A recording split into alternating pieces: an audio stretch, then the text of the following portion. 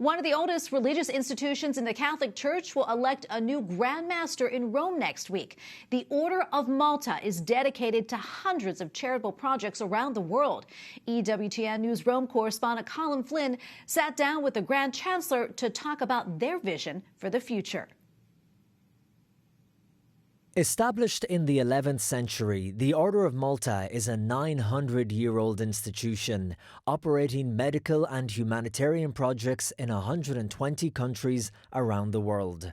The Order is made up of more than 13,000 knights, dames and chaplains, 42,000 employees and 80,000 volunteers.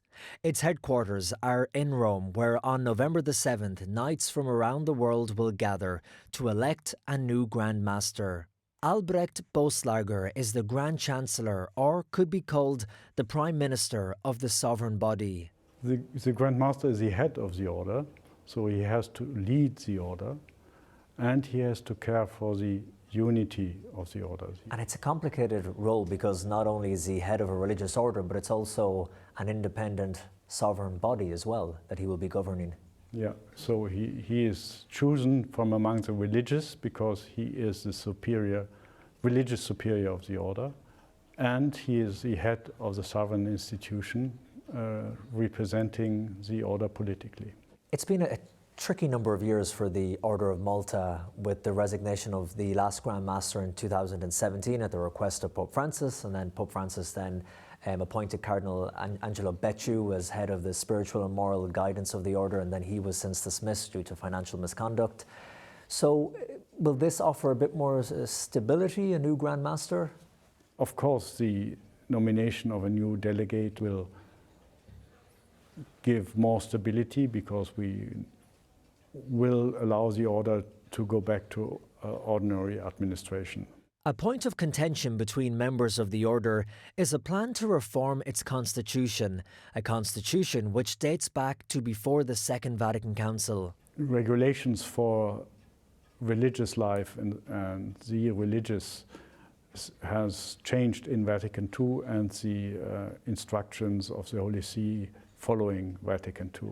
And we have to adapt to it. And with these changes to the Constitution, possible changes, it has been in the press that there's been some tension within the order, people wondering and worrying about the direction, the role of religious people within the order. How do you think that will play out? I think if you are considering reforms of constitutions, discussions are normal. It would be, I would be astonished if there would not be discussions. A bit of unrest, of course, as always in these situations. But my feeling is that on many questions, a consensus is growing. So I'm confident that we will come to results within a year.